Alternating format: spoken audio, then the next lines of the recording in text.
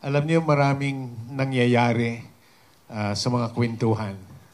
Nagsimula ang Clergy for Good Governance sa isang informal na kwentuhan ng ilang mga pare. Nagsimula ito ng buwan ng August. Nangyari ito sa Fairview, no? Sa aming katedral, no? Sa Good Shepherd. At dahil doon sa kwentuhang yon, kasi nag-usap-usap kami, iba't ibang pangyayari sa bansa.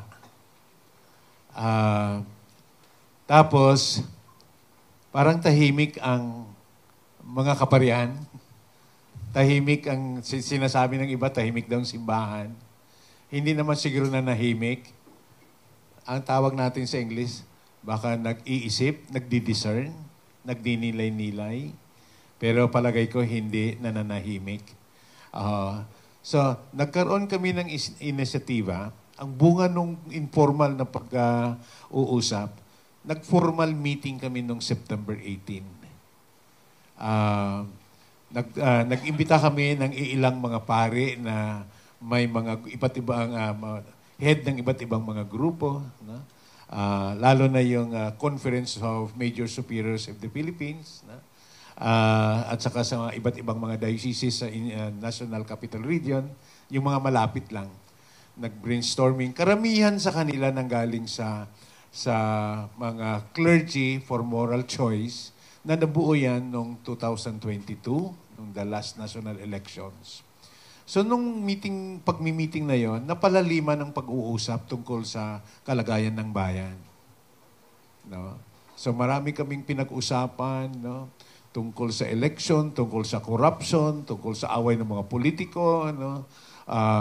Tungkol sa environment, no? Tungkol sa pagpatay, no? Marami kaming pinag-usapan.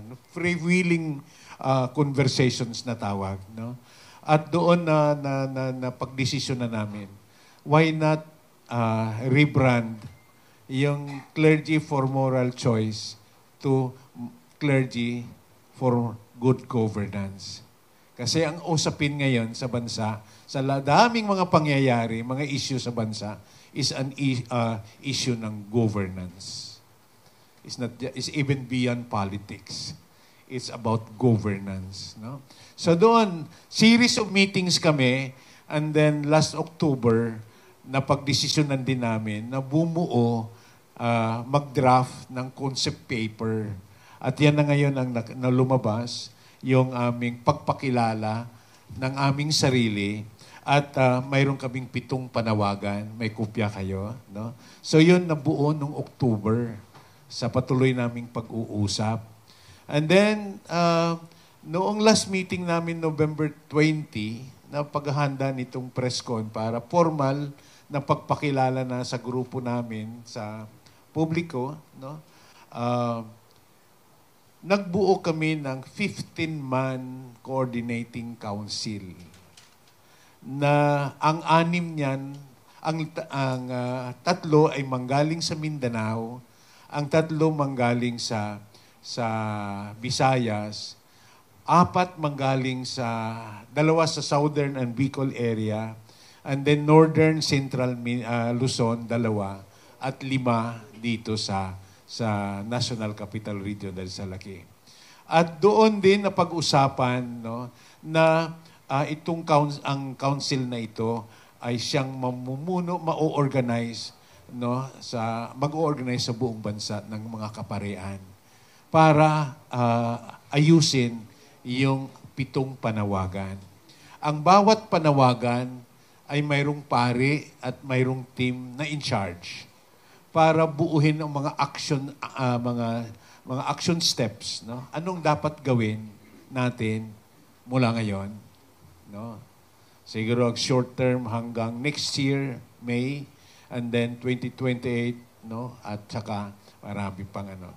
So far, as of today, we have 12 bishops who signed the calls, and then we have 211, if I'm not mistaken, mga kaparian sa buong bansa na pumirma na. No? So patuloy pa rin ang information dissemination sa mga kaparian Pero yung Clergy for Moral Choice, umabot ang mga signatories doon ng 1,500 plus.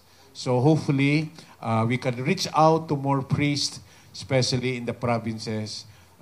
After the press con, magkanya-kanya kaming lakad at sana ipatuloy ang conversations, tuloy ang pag-uusap tungkol sa kalagayan ng bayan at ano ang dapat gawin, lalo na ng mga kaparian, no, sa pagpapastol ng ating mga pamamayanan na nangangailangan ng tulong sa ngayong panahon. Maraming salamat po.